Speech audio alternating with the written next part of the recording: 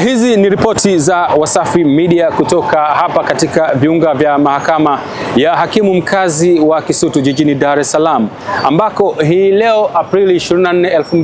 2025 kesi ya uhaini ambayo inamkabili mwenyekiti wa Chama cha Demokrasia na Maendeleo Chadema Tundu Antipas Lissu ikitarajiwa kutajwa hii leo. Na kwa hakika hali ya ulinzi na usalama imeimarishwa na jeshi la polisi kanda maalum ya Dar es Salaam, na kama hiyo haitoshi, pia kumekuwa na vikosi mbalimbali vya ulinzi ikiwemo mbwa pamoja na farasi vikiwa vimeongezwa katika eneo hili vikijaribu kuwatawanya baadhi ya wafuasi wa Chadema ambao walikuwa wakitaka kujipenyeza na kuingia ndani ya viunga hivi vya mahakama ya Kisutu.